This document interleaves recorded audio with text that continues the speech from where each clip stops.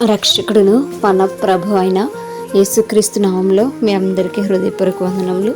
ఈరోజు దేవుని వాగ్దానము యోహాను సువార్త 6వ అధ్యాయము 54వ వచనము.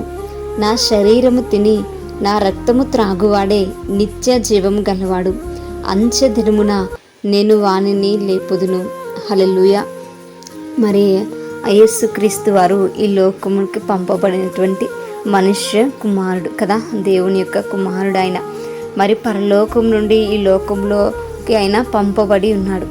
మరి ఆయన యొక్క శరీరం ఏదైతే ఉన్నదో ఆ యొక్క శరీరము మనకు జీవాహారముగా పంపబడి ఉన్నది. ఈ సత్యాన్ని మనం అందరం కూడా అంగీకరింపవలసినటువంటి వారమై ఉన్నాం. ఆయన పరలోక రాజ్యం నుంచి పంపబడినటువంటి దేవుని కుమారుడుగా మనం అంగీకరించాలి. మరి ఆయన ఎందుకు వచ్చాడు ఈ లోకానికి అని అంటే మనందరినీ కూడా జీవింపచేయడానికి, మనందరికీ కూడా నిత్య జీవం అనుగ్రహించడానికైనా ఈ లోకంకు వచ్చి ఉన్నారు. మరి ఆయన యొక్క శరీరము ఏదైతే కలువరి గిర్లు పైన మరి సమర్పించబడిందో, ఏ రక్తం అయితే ఆయన కార్చిన్నాడో, మరి ఆ యొక్క శరీరమును ఆ యొక్క రక్తమును గనక మనము ఆహారంగా తీసుకున్నట్లయితే అదే జీవాహారం, అదే మనల్ని నిత్య జీవమునకు నడిపిస్తుంది. హల్లెలూయా. మరి దేవుడే నిత్య జీవం మనల్ని నడిపిస్తారు. మరి ఆ రక్తము ఆ శరీరము మరి శాశ్వతమైనటువంటిది కనుక మనము దానిని భుజించేటువంటి వారముగా ఉండాలి. మరి దానిని ఆయన నియమించున్నారు, దానిని జ్ఞాపకం చేసుకోమని చెప్పి ఆయన సెలవిచ్చున్నారు. కనుక మనము దేవుని యొక్క శరీరమును దేవుని యొక్క రక్తమును పానము చేసేటువంటి వారముగా ఉండాలి.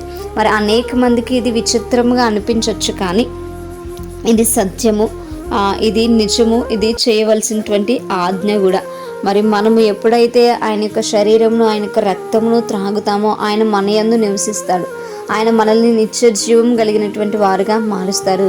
మరి ఆయన మరలా వచ్చినప్పుడు మనల్ని ఆయన లేపేటువంటి వారుగా, అనగా పునరుద్ధానము మనకి అనుగ్రహించేటువంటి దేవుడుగా ఆయన ఉంటాడు. కాబట్టి మనము ఆయన యందు విశ్వసించేటువంటి వారముగా ఉంటే మనం నిత్య జీవం కలిగినటువంటి వారముగా ఉంటాం. మనం ఎల్లప్పుడూ కూడా ఆయన యొక్క మరి మరణ పునరుద్ధానములు జ్ఞాపకం చేసుకుంటూ ఆయన మనకిచ్చిన జీవాహారమును మనం భుజించేటువంటి వారముగా ఉందాం. అటువంటి కృపా దేవుడు మనకు అనుగ్రహించును గాక. ఆమెను ప్రార్థించుకుందాం. పరిశుద్ధుడా మహాగణుడా మీకు వందనాలు. నిజమే ప్రభా, మీరే జీవాహారముగా లోకంలోకి వచ్చి ఉన్నారు.